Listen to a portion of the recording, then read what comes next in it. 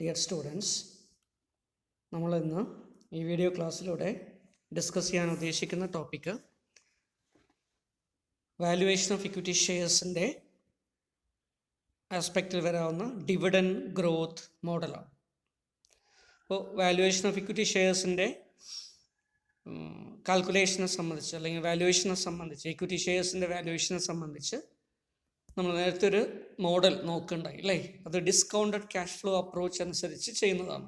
അതിൽ single period ഉണ്ടായിരുന്നു, multi period ഉണ്ടായിരുന്നു. ഇങ്ങനെ സിംഗിൾ പീരീഡ് ആയിട്ടുള്ളതിനെയും മൾട്ടി പീരീഡ് ആയിട്ട് വരുന്ന സിറ്റുവേഷൻസിലും ഇക്വിറ്റി ഷെയർസിൻ്റെ വാല്യൂ, ഇൻട്രിൻസിക് വാല്യൂ എങ്ങനെ കാൽക്കുലേറ്റ് ചെയ്യാമെന്നതാണ് നമ്മൾ നേരത്തെ കഴിഞ്ഞ ക്ലാസ്സുകളിൽ നോക്കിയിരുന്നത്. ക്ലിയർ? അപ്പം ഇതേപോലെ ഡിസ്കൗണ്ടഡ് ക്യാഷ് ഫ്ലോ അല്ലാതെ, ക്യാഷ് ഫ്ലോസിനെ ഡിസ്കൗണ്ട് ചെയ്യാതെ നമുക്ക് കാൽക്കുലേറ്റ് ചെയ്യാൻ പറ്റുന്ന അല്ലെങ്കിൽ ഷെയറിൻ്റെ പ്രൈസ് കാൽക്കുലേറ്റ് ചെയ്യാൻ പറ്റുന്ന വേറൊരു അപ്രോച്ച് ഉണ്ട്. ഈ അപ്രോച്ചിന് നമ്മൾ എന്ത് പേര് പറയുന്നു? ഡിവിഡൻ ക്യാപിറ്റലൈസേഷൻ അപ്രോച്ച് എന്ന് പറയും. Dividend capitalization approach. ഇപ്പോൾ ഡിവിഡൻ ക്യാപിറ്റലൈസേഷൻ അപ്രോച്ച് അനുസരിച്ച് ക്ലിയർ, ഡിവിഡൻഡ് നമ്മൾ പ്രതീക്ഷിക്കുന്ന ഡിവിഡൻഡിനെ ക്യാപിറ്റലൈസ് ചെയ്തുകൊണ്ട് എൻ്റെ ക്യാപിറ്റലൈസ്ഡ് വാല്യൂ അറൈവ് ചെയ്തുകൊണ്ട് അതിനെ ഷെയറിൻ്റെ ഇൻട്രിൻസിക് വാല്യൂ ആയിട്ട് ട്രീറ്റ് ചെയ്യുന്നു. ഇങ്ങനെ വരുന്നതുകൊണ്ട് ഡിവിഡൻ്റാണ് ഇവിടെ പ്രധാനമായിട്ട് എടുക്കുന്നത്. പകരം എന്തുകൂടെ വരുന്നില്ല? നേരത്തെ നമ്മൾ നോക്കിയ പോലെ share price at the end of the holding period അത് എടുക്കുന്നില്ല. ക്ലിയർ? എക്സ്പെക്റ്റഡ് സെല്ലിംഗ് പ്രൈസ്, കാരണം അത് ഭാവിയിൽ വരുന്നൊരു കാര്യമാണ് അല്ലേ. അപ്പോൾ ഷെയറിൻ്റെ വില എത്രയാവും എന്ന് നമുക്ക് മുൻകൂട്ടി നിശ്ചയിക്കുന്നത് വളരെ ബുദ്ധിമുട്ടുണ്ട്. അപ്പം ഇങ്ങനെയുള്ള കാര്യം ഉള്ളതുകൊണ്ട് എന്ത് ചെയ്യുന്നു? എക്സ്പെക്റ്റ് ചെയ്യുന്ന ഡിവിഡൻഡ് മാത്രം എടുക്കുന്നു. ക്ലിയർ? അപ്പോൾ ആ ഡിവിഡൻഡിനെ മാത്രം എടുത്തുകൊണ്ട് അതിന് നമ്മൾ ചില ഫോർമുലേഷൻസ് ഒക്കെ ഉപയോഗിച്ചുകൊണ്ട് എന്ത് ചെയ്യാം, ഡിവിഡൻഡിനെ നമുക്ക് എത്രമാത്രം വരാൻ സാധ്യതയുണ്ടെന്ന് മുൻകൂട്ടി കാൽക്കുലേറ്റ് ചെയ്യാൻ പറ്റും. അപ്പോൾ അതുകൊണ്ട് ആ രീതിയിൽ ഡിവിഡൻഡിനെ ക്യാപിറ്റലൈസ് ചെയ്തുകൊണ്ട് എടുക്കുന്നുണ്ട് ഈ മോഡലിനെ dividend. Clear?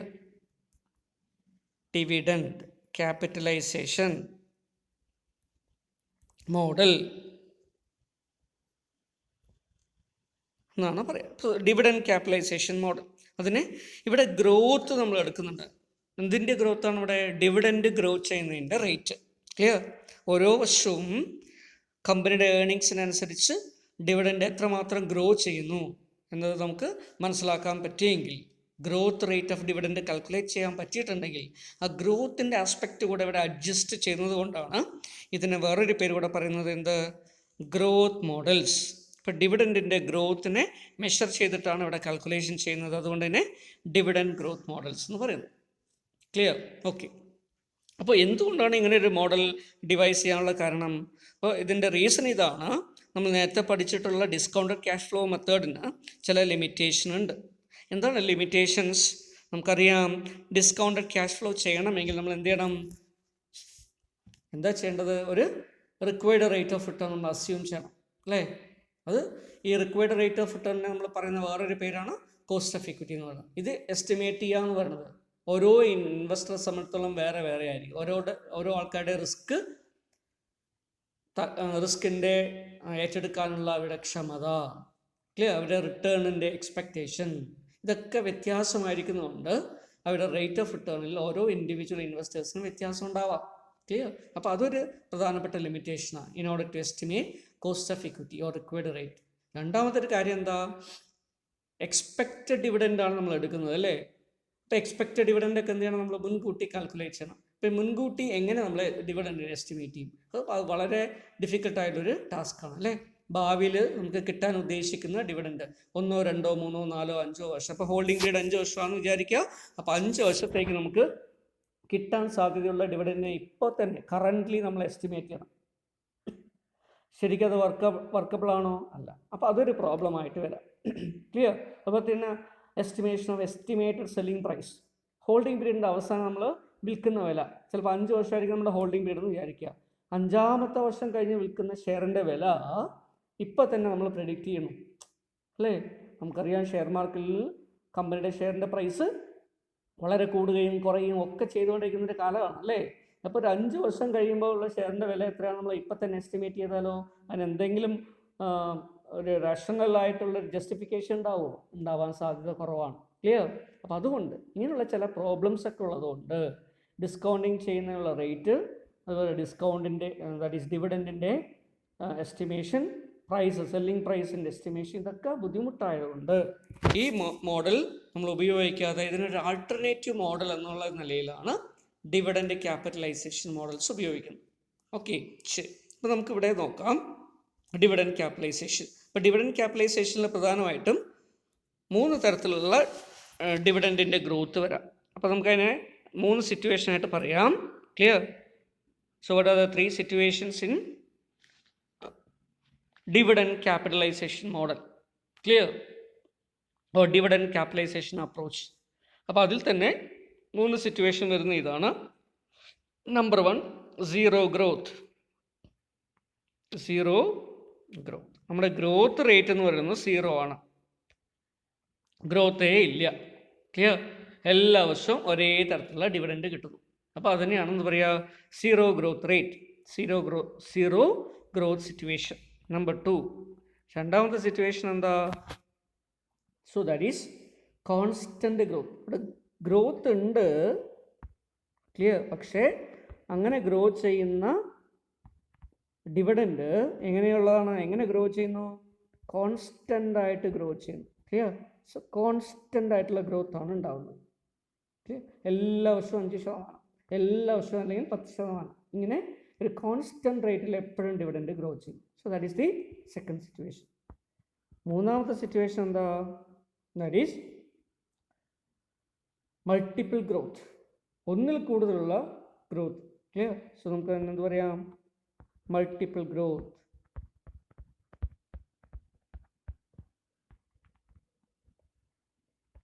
So multiple growth situation. Clear? ഒരു സെക്യൂരിറ്റിയുടെ ഹോൾഡിംഗ് പീരീഡിൻ്റെ ഇടയിൽ തന്നെ നോക്കിക്കഴിഞ്ഞാൽ കുറേയധികം ഗ്രോത്ത് റേറ്റ് വരുന്നു. ആദ്യം ഒരു റേറ്റ്, പിന്നെയൊക്കെ കുറച്ച് കഴിയുമ്പോൾ വേറെ റേറ്റ്, പിന്നെ കഴിയുമ്പോൾ വേറെ റേറ്റ്, ഇങ്ങനെയൊക്കെ വരുന്നു. ക്ലിയർ? ഇതിന് നമ്മൾ സാധാരണ ഇവിടെ എടുക്കുന്നത് നമ്മൾ ടു സ്റ്റേജസ് ആയിട്ടാണ് എടുക്കുക, 2 സ്റ്റേജ് ആയിട്ട് എടുക്കുള്ളൂ. ക്ലിയർ? അതുകൊണ്ട് ഇതിനെന്ത് പറയാറുണ്ട് വേണമെങ്കിൽ? Or 2 stage growth. ക്ലിയർ? 3 സ്റ്റേജും 4 സ്റ്റേജൊക്കെ ആവാം, പക്ഷെ നമ്മളിവിടെ 2 സ്റ്റേജിൻ്റെ നമ്മൾ നോക്കുന്നുള്ളൂ. അതുകൊണ്ട് തന്നെ 2 സ്റ്റേജ് ഗ്രോത്ത് മോഡൽ എന്ന് വേണമെങ്കിലും പറയാം. ക്ലിയർ? എന്താണ് ഈ 2 സ്റ്റേജസ് എന്ന് പറയുന്നത്? ഒന്ന്, അതിൽ വരാവുന്ന ഒരു ഗ്രോത്ത് എന്ന് പറയുന്നത് എന്താ? അത് ഗ്രോത്ത് റേറ്റ് കോൺസ്റ്റൻ്റ് ആയിട്ട് വരുന്നു. ക്ലിയർ? അതിൻ്റെ രണ്ടാമത്തെ ആസ്പെക്ട് എന്താ?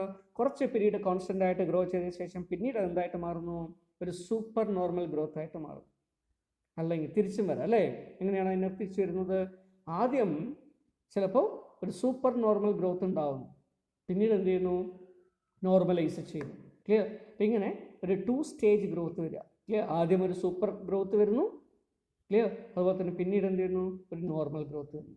ഓക്കെ, അല്ലെങ്കിൽ ഒരു കോൺസ്റ്റൻറ്റ് ഗ്രോത്ത് വരും. ഇങ്ങനെ 3 സിറ്റുവേഷനാണ് പറയുക. അപ്പോൾ സീറോ ഗ്രോത്ത് അല്ലെങ്കിൽ no growth situation, constant growth situation, number 2 2 stage growth അല്ലെങ്കിൽ multiple growth situation. Clear?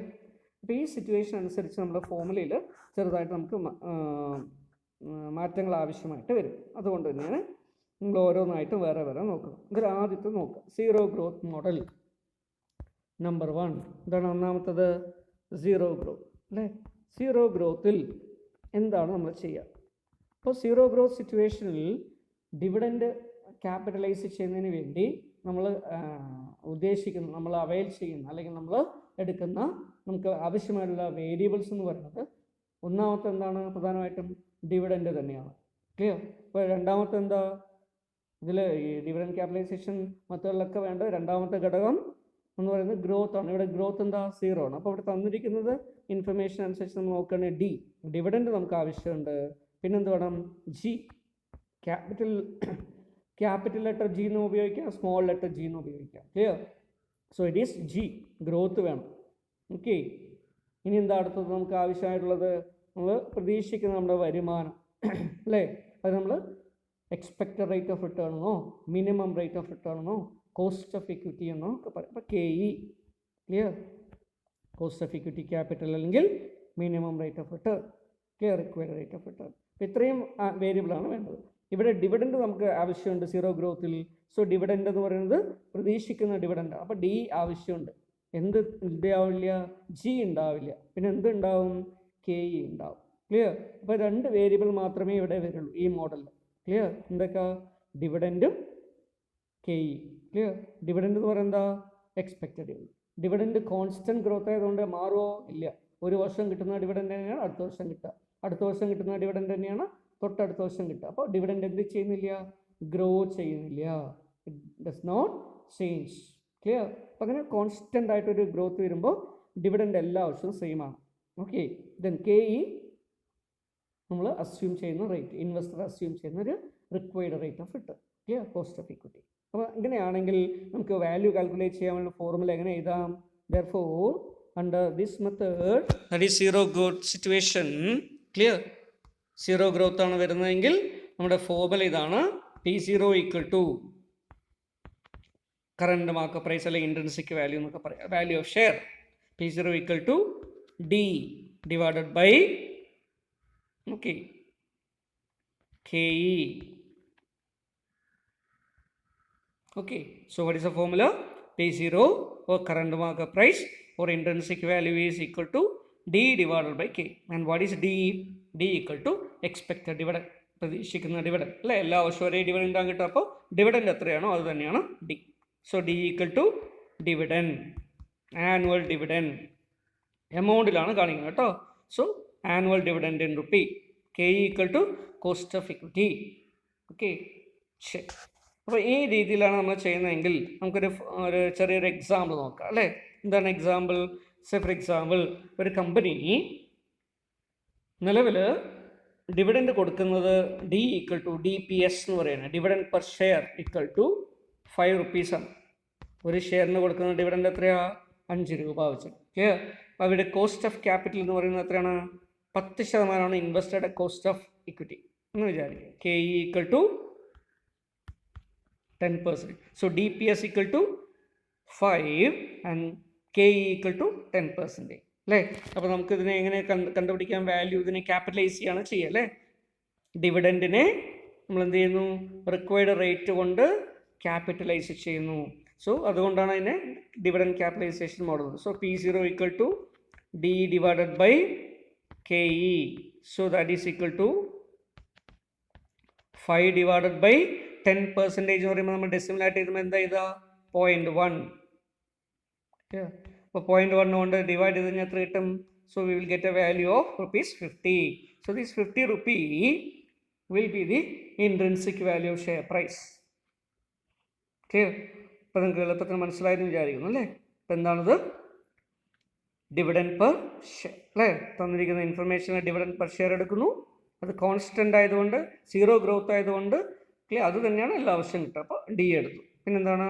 KE എടുത്തു അല്ലേ? അത് ഡെസിമലായിട്ട് കാണിച്ചു. So D divided by KE ചെയ്തു. അപ്പോൾ നമുക്ക് എന്താ കിട്ടി? 50 rupees കിട്ടി. ഓക്കെ. അപ്പോൾ ഇതാണ് ഇൻട്രിൻസിക് വാല്യൂ. ഇവിടെ നമ്മൾ തീരുമാനം എടുക്കുന്നത് എന്താ? ഇൻട്രിൻസിക് വാല്യൂവിനെ കറണ്ട് മാർക്കറ്റ് പ്രൈസുമായിട്ട് കമ്പയർ ചെയ്തിട്ട് ഇൻട്രിൻസിക് വാല്യൂ കൂടുതലും കറണ്ട് മാർക്കറ്റ് പ്രൈസ് കുറവാണെങ്കിൽ നമ്മൾ എന്ത് കൊടുക്കുക? ബൈ റെക്കമെൻഡേഷൻ കൊടുക്കുക അല്ലേ? ഇൻട്രിൻസിക് വാല്യൂ കുറവും കറണ്ട് മാർക്കറ്റ് പ്രൈസ് കൂടുതലാണെങ്കിൽ എന്ത് കൊടുക്കും? സെൽ റെക്കമെൻഡേഷൻ കൊടുക്കും. ക്ലിയർ? അതുപോലെ തന്നെ ഇൻട്രിൻസിക് വാല്യൂവും കറണ്ട് മാർക്കറ്റ് പ്രൈസ് ഈക്വൽ ആണെങ്കിൽ നമുക്ക് എന്ത് ചെയ്യാം? ഹോൾഡ് ചെയ്യാനുള്ള റെക്കമെൻഡേഷൻ ഉണ്ട്. ഇപ്പോൾ ഇങ്ങനെ ഇൻവെസ്റ്റ്മെൻറ്റ് ഡിസിഷൻസ് ഒക്കെ എടുക്കുന്നു. So this is one question അല്ലേ? ഇപ്പോൾ വേറൊരു ക്വസ്റ്റ്യൻ ഞാൻ പറഞ്ഞാൽ നിങ്ങൾക്ക് സ്വന്തമായിട്ട് ചെയ്യാൻ പറ്റുമെന്ന് തോന്നുന്നു അല്ലേ? ഇപ്പോൾ നിങ്ങൾ നോട്ട്ബുക്കിൽ നിങ്ങൾ എഴുതുന്നുണ്ടാവുമെന്ന് ഞാൻ അസ്യൂം ചെയ്യാണ്. So take your note and write. Clear? So expected dividend of a company is expected dividend per share of a company is equal to 4 and its KE, cost of equity, equal to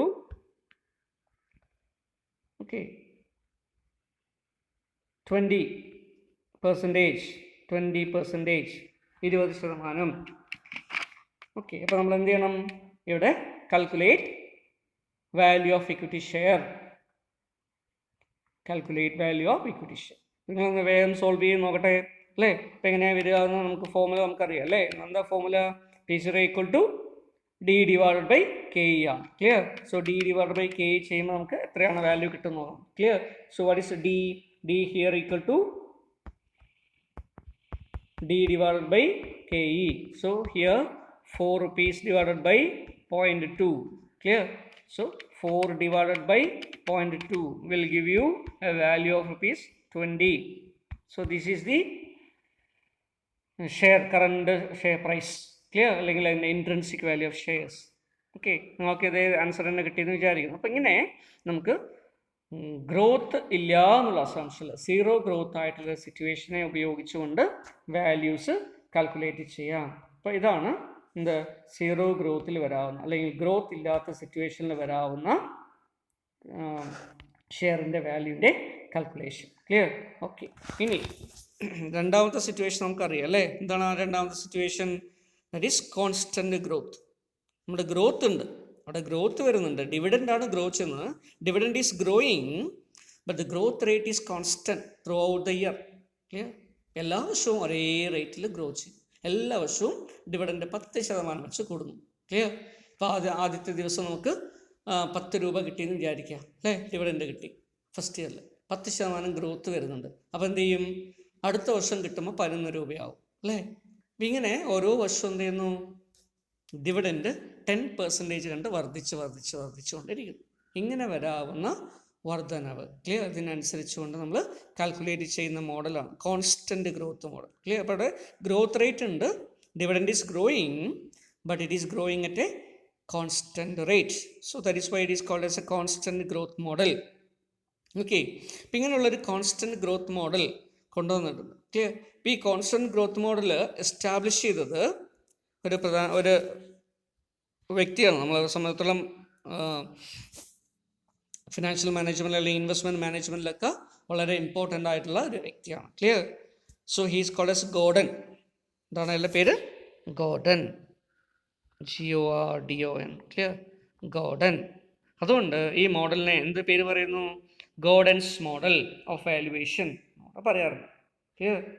so this is a Gordon's model of share valuation. അപ്പോൾ പരീക്ഷയ്ക്ക് ചോദിച്ചു calculate equity value of equity share under Gordon's model എന്ന് കൊടുത്തു എന്ന് വിചാരിക്കാം അല്ലേ? അപ്പോൾ നമ്മൾ കൺഫ്യൂഷൻ ഒന്നും വേണ്ട. ഗ്രോത്ത് ഉണ്ട് എന്നുള്ള അസംഷനിൽ വർക്കൗട്ട് ചെയ്യുന്ന ഒരു model. Clear? And it is propounded by, clear, introduced by Gordon, and therefore this model is called as Gordon's model. Clear? Right. And what is the formula for calculating share price or intrinsic value of shares, equity share under this model? So here P0, that is intrinsic value or price, equal to D1 divided by K minus G. Clear? So what is the formula? P0 equal to current market price or intrinsic value equal to D1 divided by K minus G or KE minus G. You can put it as KE minus G. ഇവിടെ equity ആയതുകൊണ്ട് ഇവിടെ K എന്ന് പറയുന്നത് തന്നെയാണ് equity ഹോൾഡേഴ്സിൻ്റെ required rate. That is KE, cost of equity. ശരി, അതിൽ notations നോക്കാം അല്ലേ? എന്തൊക്കെയാണ് നൊട്ടേഷൻ കൊടുത്തിരിക്കുന്നത്? P0 എന്താ? പ്രൈസ്. ക്ലിയർ? D1 എന്താ? Expected dividend at the end of the first year. Expected dividend at the end of the year. Clear? Expected dividend at the end of the year. ഒരു വർഷം കഴിഞ്ഞാൽ കിട്ടുന്ന ഡിവിഡൻഡിന് അല്ലേ? നമ്മൾ നേരത്തെ നോക്കിയതാണ്, അതുകൊണ്ട് ഞാൻ കൂടുതൽ പറയുന്നില്ല. ക്ലിയർ? കെ അല്ലെങ്കിൽ KE എന്ന് പറഞ്ഞാൽ എന്താ? റിക്വയർഡ് റേറ്റ് ഓഫ് റിട്ടേൺ എന്ന് പറയാം, അല്ലെങ്കിൽ minimum required rate of return എന്ന് പറയാം, അല്ലെങ്കിൽ കോസ്റ്റ് ഓഫ് ഇക്വിറ്റി എന്നോ ക്യാപിറ്റലൈസേഷൻ റേറ്റ് എന്നൊക്കെ പറയാം. Okay. What is G? G stands for the growth rate of dividend, annual growth rate of dividend. Clear? ഇനി നിങ്ങളിവിടെ അറിഞ്ഞിരിക്കേണ്ട വേറൊരു കാര്യം, ഈ മോഡൽ ഉപയോഗിച്ച് നമ്മൾ ചെയ്യുമ്പോൾ ഡിവിഡൻഡിൻ്റെ വാല്യൂ, ക്ലിയർ, ചിലപ്പോൾ തന്നിരിക്കുന്നത് എക്സ്പെക്റ്റഡ് ഡിവിഡൻഡ് ആയിരിക്കില്ല തന്നിരിക്കുക. പകരം എന്തായിരിക്കും തന്നിട്ടുണ്ടാവുക? പ്രീവിയസ് ഡിവിഡൻഡ് തന്നിട്ടുണ്ടാവും, അല്ലെങ്കിൽ അതിനെ കറണ്ട് ഡിവിഡൻഡ് എന്ന് പറയും. ഇപ്പം കിട്ടിയിരിക്കുന്ന ഡിവിഡൻഡ്. ക്ലിയർ? അപ്പോൾ ഇപ്പം കിട്ടിയിരിക്കുന്ന ഡിവിഡൻഡ് എന്തായിരിക്കണം എന്നില്ല, ഭാവിയിൽ കിട്ടണമെന്നില്ല, അല്ലെങ്കിൽ അതിനേക്കാളും കൂടുതലായിരിക്കും കിട്ടുക, അല്ലെങ്കിൽ കുറവായിരിക്കും കിട്ടുക അല്ലേ? അപ്പോൾ അതുകൊണ്ട് കറണ്ട് ഡിവിഡൻഡാണ് തന്നിരിക്കുന്നതെങ്കിൽ അതിന് നമ്മൾ പറയുന്ന പേര് അല്ലെങ്കിൽ നോട്ട് ചെയ്യുന്ന നൊട്ടേഷൻ എന്ന് പറയുന്നത് D0 എന്നാണ്. D0. So what is D0? Dividend at the beginning. Okay. Therefore D1 എന്താ? Dividend at the end of the year. ഒരു വർഷം കഴിഞ്ഞാൽ കിട്ടുന്ന ഡിവിഡൻഡ് D1 എന്ന് പറയുന്നു. D0 എന്ന് പറയുന്നത് എന്താ? Dividend at the beginning of the year. അതിൻ്റെ അർത്ഥം എന്താ? കറണ്ട് ഡിവിഡൻഡ് എന്ന് വേണമെങ്കിൽ പറയാം, അല്ലെങ്കിൽ പ്രീവിയസ് ഡിവിഡൻഡ് എന്ന് വേണമെങ്കിലും പറയാം. ക്ലിയർ? ഓക്കെ. അപ്പോൾ D2 എന്തായിരിക്കും? Dividend at the end of the second year ആണ്. ക്ലിയർ? അപ്പോൾ നമുക്ക് ഇവിടെ D2 വരുന്നില്ല എങ്കിലും നിങ്ങളുടെ ഇൻഫർമേഷൻ വേണ്ടി പറഞ്ഞതാണ്. ഇപ്പോൾ D0, D1 ഇത് രണ്ട് ടേം നമുക്ക് ഇവിടെ അറിഞ്ഞിരിക്കണം. D0 എന്താ? കറണ്ട് ഡിവിഡൻഡ്, നേരത്തെ കിട്ടിയിരിക്കുന്ന ഡിവിഡൻഡ്. ക്ലിയർ? ഓൾറെഡി ഡിക്ലെയർ ചെയ്തിരിക്കുന്ന ഡിവിഡൻഡ്. D1 എന്താ? ഇനി കുറച്ച് കഴിഞ്ഞാൽ, ഒരു വർഷം കഴിഞ്ഞാൽ കിട്ടുന്ന ഡിവിഡൻഡ്. ഓക്കെ, ശരി. ഇനി D1 പ്രോബ്ലത്തിൽ തന്നിട്ടില്ല എന്ന് വിചാരിക്കുക. നമുക്ക് കാൽക്കുലേറ്റ് ചെയ്യാൻ എന്തൊക്കെ വേണം? V require D1, we require KE, we require G. അല്ലേ, നമ്മൾ നേരത്തെ നോക്കിയതാണ്. So we require dividend, we require cost of capital or KE, clear, and we require growth rate. Okay, ഇതിൽ D1 തന്നിട്ടില്ല, പകരം എന്ത് തന്നിട്ടുണ്ട്? D0, കഴിഞ്ഞ വർഷത്തെ ഡിവിഡൻ്റ് ആണ് തന്നിരിക്കുന്നത് വിചാരിക്കുക. അങ്ങനെയാണെങ്കിൽ D1 നമ്മൾ കാൽക്കുലേറ്റ് ചെയ്തെടുക്കേണ്ടി വരും. So in that case D1 can be calculated as D1 equal to, അല്ലേ, എന്താണ് formula? D0 current dividend into 1 plus G bracket close. Clear?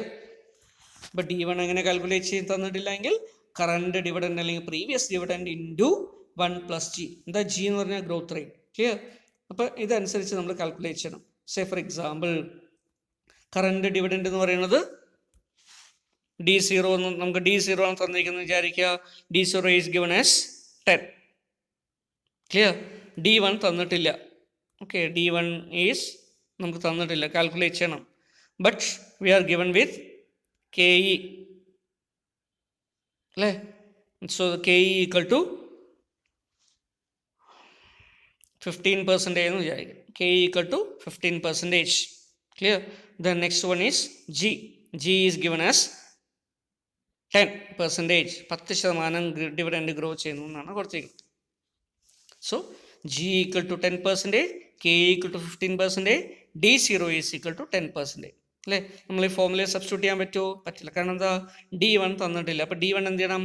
Calculate ചെയ്യണം. എങ്ങനെയാണ് D1 കാൽക്കുലേറ്റ് ചെയ്യുക? സോ D1 ഈക്വൽ ടു നമ്മൾ നേരത്തെ പറഞ്ഞു, അല്ലേ, that is D0 into 1 plus G ആണ്, അല്ലേ. ഇപ്പോൾ D0 എത്രയാണ് ഇവിടെ?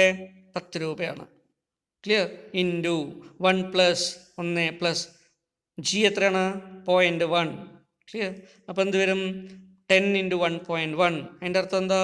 11 rupees. That is equal to 11. Clear? അപ്പോൾ 11 രൂപയാണ് D1 എന്ന് പറയുന്നത്.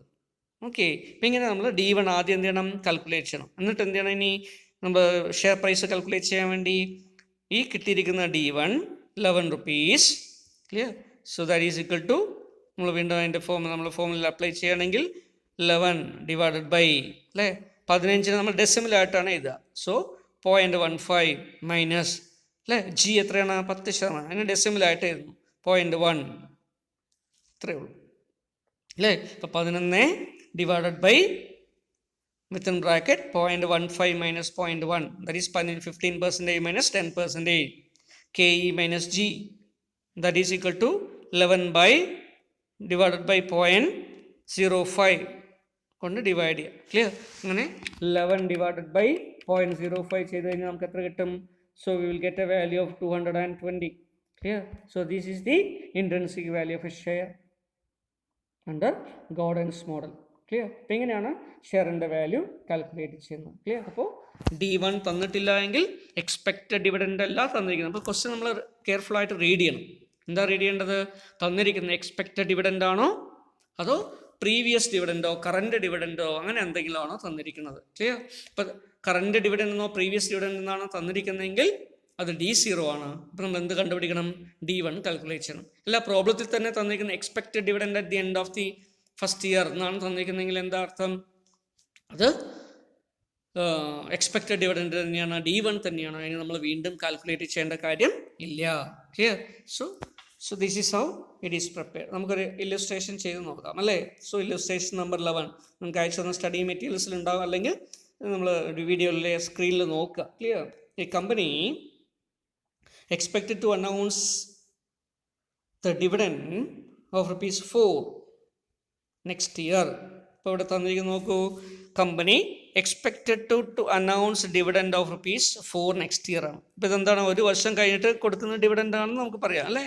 സോ D1 ആണ് തന്നിരിക്കുന്നത്. So it is equal to 4, 4 രൂപ. Okay, then in the later years the dividend is expected to grow at 10% per year. എല്ലാ വർഷവും ഡിവിഡൻഡ് എന്ത് ചെയ്യുന്നു? 10% വെച്ച് വർദ്ധിക്കുന്നു. Clear? So G growth rate എത്രയാണ്? ഗ്രോത്ത് റേറ്റ് 10%, അല്ലെങ്കിൽ നമുക്ക് അതിനെന്ത് പറയാം? 0.1. Clear? So it is 0.1. So if the required rate of return is 15%, അല്ലേ, നമ്മുടെ റിക്വയർഡ് റേറ്റ് എത്രയാ? 15%. ക്ലിയർ? അങ്ങനെയാണെങ്കിൽ what will be the price, ഷെയറിൻ്റെ പ്രൈസ് എത്രയായിരിക്കും എന്നാണ് കാൽക്കുലേറ്റ് ചെയ്യാൻ പറഞ്ഞിരിക്കുന്നത്. രണ്ടാമതൊരു ക്വസ്റ്റ്യൻ്റെ ആസ്പെക്റ്റ് കൂടെ ഉണ്ട്.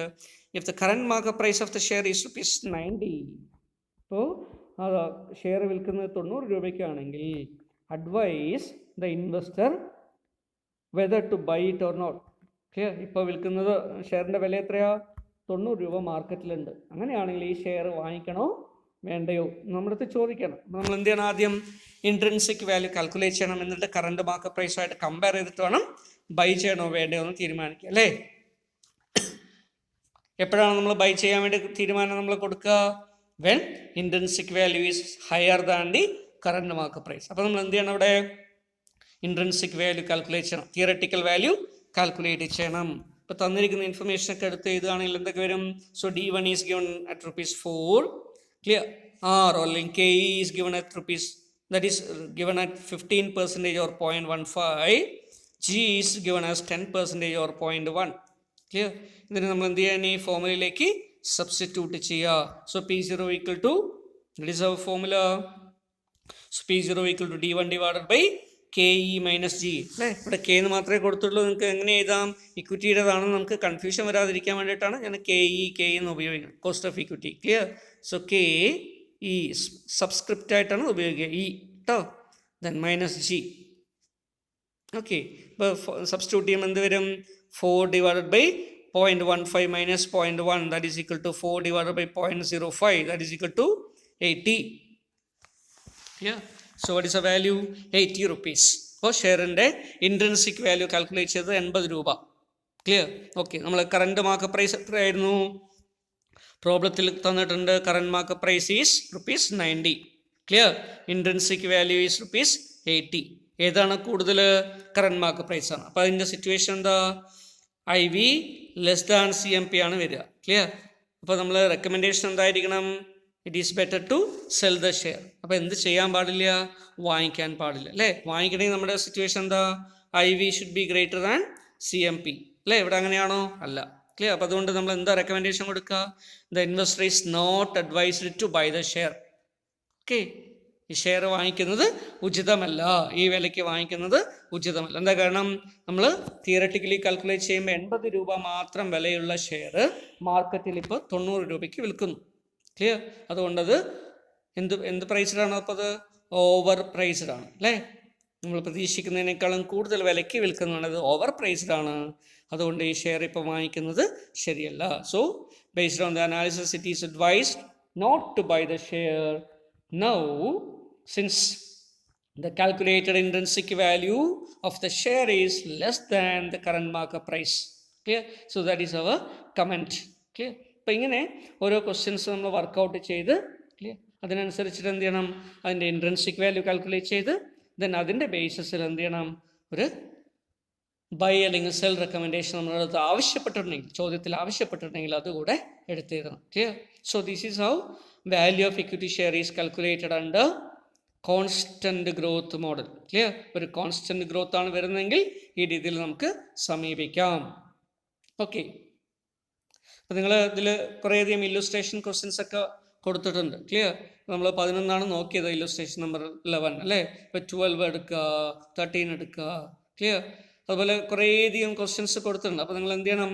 അങ്ങനെയുള്ള ക്വസ്റ്റ്യൻസ് മുഴുവൻ പ്രോബ്ലംസ് ഒക്കെ എഴുതിയെടുത്തിട്ട് നിങ്ങളുടെ നോട്ട്ബുക്കിൽ എഴുതിയെടുത്തിട്ട് സ്വന്തമായിട്ട് ചെയ്യാൻ ശ്രമിക്കുക. കിട്ടുന്നില്ലെങ്കിൽ മാത്രം സ്റ്റഡി മെറ്റീരിയൽസിലുള്ള, പോസ്റ്റ് ചെയ്ത സ്റ്റഡി മെറ്റീരിയൽസിൻ്റെ അല്ലെങ്കിൽ ടെക്സ്റ്റിലുള്ള ആൻസർ നോക്കുക. ക്ലിയർ? എന്നിട്ട് കറക്റ്റ് ചെയ്യുക, ആവശ്യമുള്ള കറക്റ്റ് ചെയ്യുക. ഡൗട്ട്സ് ഉണ്ടെങ്കിൽ നമുക്ക് വാട്സപ്പ് ഗ്രൂപ്പിലൂടെ ഡിസ്കസ് ചെയ്യാവുന്നതേ ഉള്ളൂ. ക്ലിയർ? അപ്പോൾ ഈ മോഡലിനെ നമ്മൾ ഒന്നുകൂടെ റിവ്യൂ ചെയ്യുകയാണെങ്കിൽ എന്ത് പറയാം? It's A constant growth model എന്ന് പറയുന്നത് ഒരു ഡിവിഡൻഡ് ക്യാപിറ്റലൈസേഷൻ മോഡലാണ്. ഡിവിഡൻഡ് ക്യാപിറ്റലൈസേഷൻ അപ്രോച്ച് അനുസരിച്ചുള്ള ഒരു മോഡലാണ്, അല്ലേ? ഡിവിഡൻഡ് ക്യാപിറ്റലൈസേഷൻ അപ്രോച്ച് അനുസരിച്ച് 3 സിറ്റുവേഷൻസ് ആണ് വരിക. സീറോ ഗ്രോത്ത് സിറ്റുവേഷൻ, പിന്നെയോ constant growth situation, then 2 stage growth അല്ലെങ്കിൽ മൾട്ടിപ്പിൾ ഗ്രോത്ത് സിറ്റുവേഷൻ. ക്ലിയർ? ഇതിൽ നമ്മൾ എന്ത് ചെയ്തു? ആദ്യം സീറോ ഗ്രോത്തിൽ നോക്കി അവിടെ P0 ഇൻട്രിൻസിക് വാല്യൂ കാൽക്കുലേറ്റ് ചെയ്യുന്നത് എങ്ങനെയാണ്? D divided by KE. Clear? അപ്പോൾ അങ്ങനെ ചെയ്ത് കഴിഞ്ഞാൽ നമുക്ക് വാല്യൂ കിട്ടും. ക്ലിയർ? രണ്ടാമത്തെ കേസ് എന്താ? കോൺസ്റ്റന്റ് ഗ്രോത്ത് ആണ്. ഇവിടെ നമ്മൾ എന്ത് ചെയ്യുന്നു? ഗ്രോത്ത് കൂടെ അഡ്ജസ്റ്റ് ചെയ്യുന്നു. നേരത്തെ നോക്കിയപ്പോൾ ഡിനോമിനേറ്റർ കെ ഇ മാത്രമേ, ഇവിടെ നമ്മൾ എന്ത് ചെയ്യുന്നു, കെ ഇ എന്നതിന് പകരം കെ ഇക്ക് പുറമേ കെ ഇ മൈനസ് ജി എടുക്കുന്നു. എന്താണ് ഇതിൻ്റെ റാഷണൽ? റാഷണൽ എന്ന് പറയുന്നത് ഇതാണ് അല്ലേ, നമ്മൾ എക്സ്പെക്റ്റ് ചെയ്യുന്ന റേറ്റ് ഓഫ് റിട്ടേൺ എന്ന് പറയുന്നത് കോസ്റ്റ് ഓഫ് ഇക്വിറ്റി ആണ്, കെ ഇ ആണ് അല്ലേ. പക്ഷേ ഇതെന്ത് ചെയ്യുന്നുണ്ട്, ഓരോ വർഷവും ഗ്രോ ചെയ്യുന്നുണ്ട്, നമ്മുടെ ഇൻകം എന്ത് ചെയ്യുന്നുണ്ട്, ഗ്രോ ചെയ്യുന്നുണ്ട്. അപ്പോൾ അതിനെ അഡ്ജസ്റ്റ് ചെയ്യുകയാണെങ്കിൽ, ഗ്രോത്തിൻ്റെ റേറ്റിന് അഡ്ജസ്റ്റ് ചെയ്യുമ്പോൾ ക്ലിയർ, നമ്മളെ എക്സ്പെക്റ്റേഷൻ വളരെ കുറയും അല്ലേ. കാരണം ഓരോ വർഷം നമുക്ക് വർദ്ധിക്കുന്നറിയാം. അതുകൊണ്ട് നമ്മൾ റിക്വയർഡ് റേറ്റ് എന്താവും, നമുക്ക് എന്തായാലും പൈസ കൂടുതൽ കിട്ടുന്നു അറിയുന്നതുകൊണ്ട് നമ്മൾ പ്രതീക്ഷിക്കുന്ന റേറ്റ് ഓഫ് റിട്ടേണിൽ എന്ത് വരാം, ചെറുതായിട്ടൊരു വ്യത്യാസം വരാം. Clear. So in order to adjust that, clear, so we will take K E minus G. കെയിൽ നിന്ന് എന്ത് കുറയ്ക്കുന്നു, ജി, ഗ്രോത്ത് റേറ്റ് മൈനസ് ചെയ്യുന്നു. ക്ലിയർ. ഇപ്പം നെറ്റ് എമൗണ്ട്, നെറ്റ് കെ മാത്രം കിട്ടും. ക്ലിയർ. ഗ്രോത്ത് ഇല്ലാത്ത കെ അല്ലേ. അപ്പോൾ അത് ഉപയോഗിച്ചിട്ടാണ് ക്യാപിറ്റലൈസ് ചെയ്യുന്നത്. അപ്പം ഇങ്ങനെ ചെയ്യുന്നത് കൊണ്ട് കിട്ടുന്ന വാല്യൂ ഓക്കെ നമ്മൾ ഇൻട്രിൻസിക് വാല്യൂ എന്ന് പറയുന്നത്. ഈ മോഡൽ കൊണ്ടുവന്നത് ആരാണ്? ഗോർഡനാണ്. ആരാണ്? ഗോർഡൻ. അതുകൊണ്ട് ഈ മോഡലിന് എന്തുകൂടെ പേര് പറയുന്നു? Gordon's model. So this model is called as Gordon's model. Clear. Okay. അപ്പോൾ ഗോർഡൻസ് മോഡലിലൂടെ അല്ലെങ്കിൽ കോൺസ്റ്റൻറ്റ് ഗ്രോത്ത് മോഡലിലൂടെ പ്രൈസ് കാൽക്കുലേറ്റ് ചെയ്യുന്നതിന് വേണ്ടി നമ്മൾ ഉപയോഗിക്കുന്നത് formula P0 = D1 divided by K E minus G ആണ്. അതിന് വേണമെങ്കിൽ നമുക്ക് എങ്ങനെ റീറൈറ്റ് ചെയ്യാം? So it can be rewritten as അല്ലേ, D1 എന്ന് പറയുന്നത് എന്താ, D0 × 1 + G ആണ് അല്ലേ. സോ D1 = നമ്മൾ നേരത്തെ നോക്കിയതാണ് അല്ലേ, D0 × 1 + G. ക്ലിയർ. അപ്പോൾ അതുകൊണ്ട് എന്ത് ചെയ്യുന്നു, അത് തന്നെ ഇവിടെ എടുക്കാം, D0 × 1 + G divided by K E minus G. അങ്ങനെ എടുത്ത് ചെയ്യാം. Clear. So this is what equity valuation under constant growth model. Okay.